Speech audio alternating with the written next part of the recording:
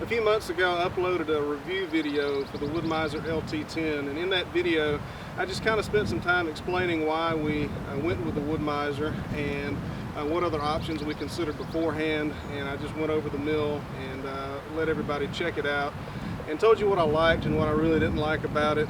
And at the time I only had a few weeks of experience on the mill, but I would like to do another video and let everybody know how my thoughts and opinions have changed about this machine since I've had it. Now, I've had it since September. I think I ended up getting it set up in late September sometime and started milling.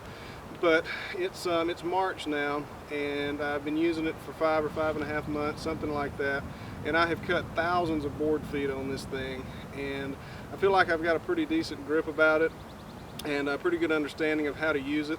I'm still learning, as you can see on a lot of my videos, on how to mill lumber and how to operate the mill more efficiently.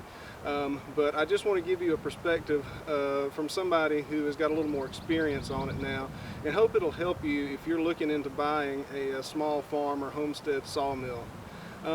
So first I'll just go over why we chose the Wood Mizer LT10. We have got a house here on this place that we live in, and it's somewhere around 40 years old, and it was built with the funds that were available at the time, and it's a really good house, but we want to update it. And we decided, since we have some land here and we've got a lot of trees, we decided that it would be more cost effective to mill our own lumber from the trees that we have, instead of buying finished stock from Home Depot or Lowe's or a local sawmill. So we looked around and shopped around, and we looked at the Granberg Alaskan mills first, and those are a real good option, I think, if you live in a more remote area or have trees down that you really can't get to pull out of the woods whole. They're very, very portable, and they're a great cost-effective option, especially if you already have a good professional chainsaw to use. But for us, it just wasn't quite what we needed, because chainsaws in the first place are kind of high maintenance, and I think the Granberg mills, of course the Granberg mill is going to be the same way because it's just using a chainsaw. If you combine the cost of gasoline and barn chain oil and the cost of those chains and the hassle of keeping them sharp, it would end up being pretty high maintenance. And honestly, I would love to have one of those because I think they have their place, but for constant sawing, that's kind of not what we were interested in. We also looked at the Norwood chainsaw mill. That's a pretty cool machine too. I don't know a lot about it, but it was essentially a chainsaw mill on rails, on wheels. So it really didn't solve any of the problems from the issues that we were concerned about with using a chainsaw to mill lumber. Then we considered the Woodland band mills, and those probably would have been my second choice. And as I have been scouring YouTube and checking out other people's sawmill videos, I've seen quite a few Woodland sawmills on there, and they seem to be really great mills, especially for the money. They are pretty cost effective. So I really think that would have been my second option. The issues that we had with them was, it's kind of as far as I know, it's kind of a new concept as far as their product goes. It's they don't have quite the name that Wood Mizer has. I don't know what their customer service is like, and they're not an American company. Now, I'm not knocking stuff that's made in China, but I do prefer to give my business to American companies when it's possible. So that led us to Wood Mizer. Number one, I've been a fan of Wood Mizer for a really long time. I'm not sure what started the obsession, but I probably saw an LT40 or something like that running when I was little and just couldn't get it out of my head. And also, Wood Mizer has always been a name associated with quality for me. So I did some research, and I could not find anybody who had a bad thing to say about a Wood Mizer mill. And for that matter, I couldn't find anybody that had a bad thing to say about a Woodland sawmill either. But everybody attested that their customer service was just unbelievably good.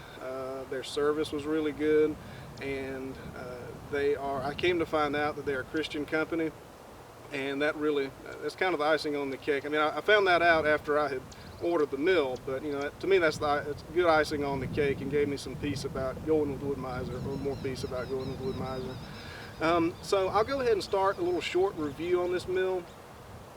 I'll start with the things that I don't like about it, because that list is a lot shorter than what I do like about it.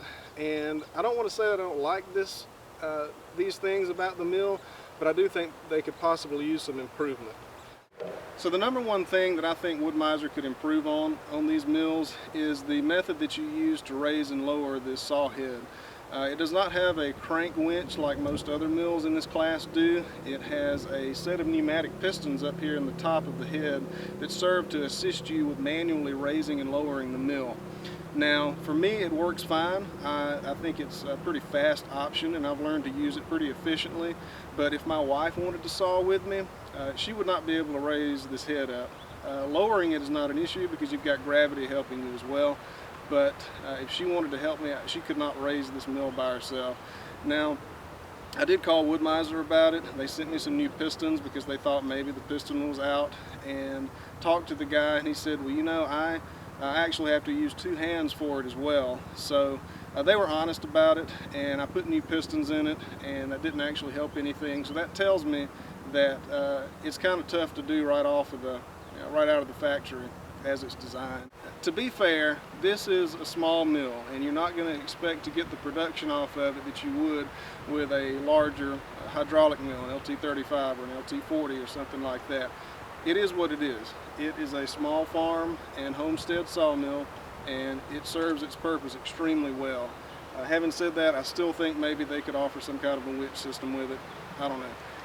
But one thing that I have learned about this machine recently is that when you're sawing, you want to go as fast as you possibly can, of course. We all want to do things in a rush because that's how we are. But when you get to the end of a cut and you unlock the head and raise it up, there's not a lot of difference between raising the head. I'm sorry about this wind, y'all. I hope I've got the camera windproofed enough, but the wind is bad today. So if you use all of your body strength and pull out your back and go all Hercules on this thing, you don't get a lot more speed as if you had just pulled it up with a normal amount of strength. So let me give you an example of that. So you unlock the head, and lowering it is no big deal. You can do that essentially with one finger, no problem at all. Raising it up is where it gets a little bit tougher. So you can, if you're at the end of a cut and you want to be speedy about it, which everybody does, you can grab this thing with 2 hands and you can pull it up. And if you pull it up hard enough, just like that, you'll actually raise this side of the saw head off of the rails. And that tells me that you're just putting a little bit too much pressure on it. On the other hand, you can take your time and not kill yourself. You can do this one-armed, and it still takes some effort with that arm, but it's not as labor intensive as if you're trying to get in a hurry, as it is when you're trying to be in a hurry. So if you do this with one arm and just kind of raise it up, take your time, you're only taking a couple of more seconds than if you would have gone all Hercules on it and tried to raise the thing off of the rails. It's only a couple more seconds for what it is. I think it's a good design. I think it's a quick design, but I really do think that they could offer some kind of a winch system with it. The engine that the Wood Mizer LT10 comes with, and it's the only option now, is a 10 horsepower Briggs & Stratton commercial engine. It is the only component, to my knowledge, on the mill that is not made in the United States. Briggs small engines are made in China now. Having said that, this machine, this engine supplies ample power to the mill if you have a good sharp blade on it and the proper pitch blade for the log that you're cutting. You're not going to have any trouble with it. You got to consider that the maximum cut on this machine is 19.5 inches, I believe. That's the maximum board width. The maximum log width is 24 inches, but the maximum cut is 19.5. So consider that your maximum cut is only 19.5 inches. 10 horsepower is very sufficient for this mill, and the quality of the motor so far has been really good. It starts first pull just about every time cold with a choke, and I don't have any complaints at all about this engine. I've been very satisfied with it. I'm usually a Kohler fan, but this engine has proved itself over and over to me on this machine. The LT10 has got a very simple blade tensioning system on it. This lever right here serves to help to tension that blade. This is the engaged position, so this is the ready to cut position. This is what you would do if you wanted to take the tension off of the blade to change your blade. And after you change your blade, all you do is bring that lever up until it clicks. If your blade tensioning somehow gets out of whack, this is the mechanism that you use to tighten up that. As long as that silver cap on that red and silver mechanism and the black bar right there are lined up, everything is good and your blade is at the proper tension. It comes with a 1-gallon reservoir for blade lubrication and cooling. I have found that this is good for maybe an hour to an hour and a half of cutting, depending on what type of wood and how sappy your wood is. There is not a secondary valve on this. A lot of mills have 2 valves, one to turn the water on and one to adjust the rate of flow, and that way you can keep your rate of flow adjusted and just turn it on and off. Now, this one does not have that. It would cost maybe a couple of dollars to install that yourself. I have not done that. I just have not found it necessary.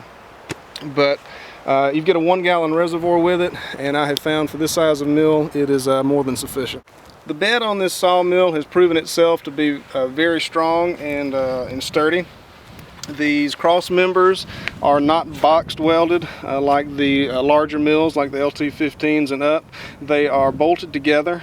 The thickness of the metal on those cross members is 3/16 of an inch. The rails right here, not sure you could call it runners or side rails or whatever, these rails that the wheels run on is 1/4 of an inch. Now, these wheels, there are 4 wheels that the head rides on. They have plastic wipes before and after every wheel so that sawdust doesn't get all junked up in the casters in there. Now, you might be thinking that since this is not a welded bed on this machine, it's a little bit wimpier than what you would want. And if this sawmill was capable of, if it was wider and capable of much larger logs, I might agree with you. But this machine is built to handle 24-inch logs maximum, and I don't really care what species that you use. You're just really not going to get enough weight with a 24-inch wide log to put enough pressure on these to make any difference. This is an extremely stable bed. It is strong, and I have got the utmost confidence as far as its abilities to handle whatever I can throw at it, because it has so far. These pieces right here, of course, have always been there. I believe somewhere around 2012 possibly, Wood Mizer updated it and added these diagonal cross members as well. Then they just serve to help with stability of the bed. This bed is rock solid. Don't shy away from this bed if you're if you're concerned about the bed, because this is a very well designed bed and it has proven itself more than enough for my purposes. The saw head is stabilized by a system of cables and pulleys, and the manual says that it's a stabilization system, stabilization cables. I really don't fully understand it, but as you move this head up and down the rails, these pulleys and cables move, and I really am not sure what they are supposed to do. I don't think that, in fact, I had a commenter tell me that he had an LT10 that did not have them, so obviously it's not really a critical item. My assumption is that it helps the head not rock back and forth if it runs into some sappier or harder wood, but it still has a tendency to do that. Maybe it just lessens that. Quite honestly, I have not quite figured this system out, but apparently there's a purpose for it because it's on there. The sawmill has got stops at the rear of the bed and at the front, one on either end, and these just serve to serve to prevent your saw head from falling off the rails if you get carried away while you're cutting. We can all get excited and fast with our sawmills, and this is definitely a good safety feature, because if that falls off, you are in for a lot of heartache trying to get it back on there properly. The blade on the LT10 is engaged by a very simple lever. All it does is move the engine over to engage the belt with a pulley on the end of the shaft from the engine.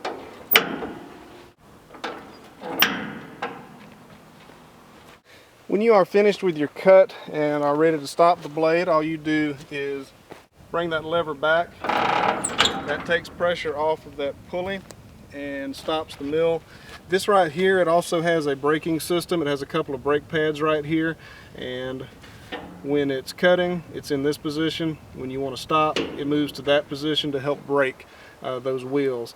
Now, I am having an issue right now. The brake pads, the stuff that comes off, just like a car that gets in this case, it's getting kind of junked up on the inside and kind of making this bounce on and off. But I think that can be pretty easily remedied by just taking either a wire brush or some kind of a scraper to the inside of these wheels right here to get that brake residue off.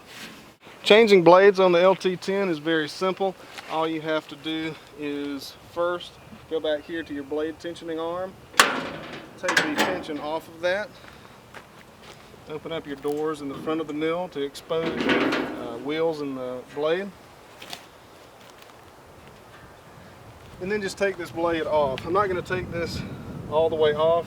I may do it later because it's getting dull, but I'll just give you a quick example. It just comes right off, and your new one will go right back on the same way. It's quick and easy. I mean, it may take you a couple of minutes to do, but you know, it doesn't affect production at all. That's another note I want to say about Wood Mizer. I recently sent a batch of blades off for sharpening through their resharp program, and from the time that they got my blades, it was 13 blades. From the time they got my blades until the time they sent them back or shipped them back, it was less than 24 hours. So they were super quick about that, and they replaced one of the blades that was not sharpenable anymore. So I mean, you can have pretty good confidence in their service level as far as their resharp program. Once you get the blade back on, just run that back into place and you are ready to cut. This machine has got two cables that serve to adjust the angle of your cut and make sure your head is exactly level with your rails, so you get good square lumber every time. This right here is adjustable. This eye bolt right here is adjustable to adjust the cant of your mill and make sure you're getting square cuts every time. Now, it also has one on the other side to adjust it that way. There's one cable. There's number 2 over there. But when I set this machine up, I set it all up once, made sure it was right, probably had to adjust it a couple more times. It has been square and true for months now, thousands of board feet, and I don't have any predictions of it coming out of adjustment anytime soon. The saw head is mounted on 2 posts, and if those posts happen to lean forward or lean backwards, that affects the angle of your blade, and you want your blade to be exactly true through your log. So if that happens, when you first set the machine up, you're supposed to make these adjustments, and I did, and I have not had to adjust them since I got them right. There's 2 bolts over here, and I think 2 on the other side, maybe just 1 on the other side, but there's probably 2, I'm not sure. It looks like 2. There's 2 bolts on either side that you undo, put you a square somewhere, and just make sure the bed is square with these 2 posts, and you're good. This is a push-to-cut mill. The push bar and the square stock that make up the back of this mill are very, very strong. I don't have any complaints whatsoever. It's heavy-duty welded to this push bar is heavy-duty welded to the back of this mill. And I really like this push-to-cut system. It's very simple, nothing to go wrong, and you know, if y'all have seen a lot of my videos, it's plenty fast. It takes about 40 seconds to go through softer wood, depending on the length of your log, of course. And you can speed it up or slow it down, it will. And I really like this system, and it's extremely stable and strong. The mill comes with 4 vertical uprights. They are 2 different lengths, so you can potentially have 8 different heights for your vertical uprights for the log to rest on. So, and of course there is a place for those vertical uprights on every single cross member here. So you got that length, or height rather. Let's dig out some below so y'all can get a better idea. You've got that height,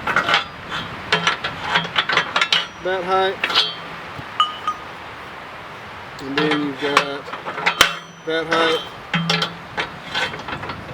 and that height.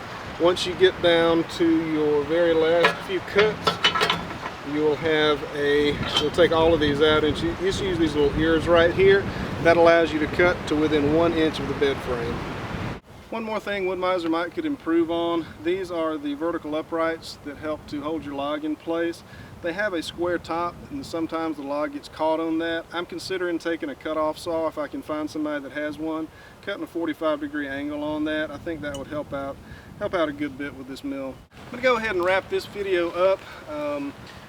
If you are in the market for a small homestead or farm sawmill, this is a really, really good option. This mill has been reliable, it's been stable. Wood Mizer's customer service has been great so far, and I expect this mill with some care to last me for a really, really long time.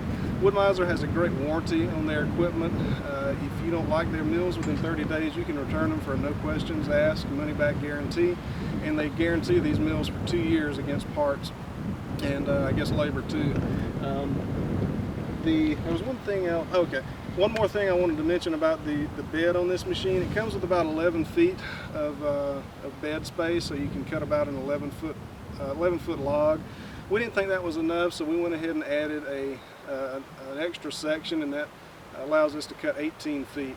And if you're interested in cutting your own lumber, I would strongly encourage you to think about how long you're going to cut, and if you think you're going to run into some longer logs, definitely go ahead and get that extra section. It has been invaluable for us so far. I hope this video has helped. If you're on the fence about buying a sawmill, would strongly consider Wood Mizer if you're looking for a mill that's going to last you a long time and has good customer service. If you have a weak back or just don't want to deal with lifting this head, I would definitely consider a different brand, or a larger Wood Mizer mill. That's going to do it. I appreciate you watching. If you've got any questions or comments to add, feel free to comment in the comments section, and I will see you guys next time.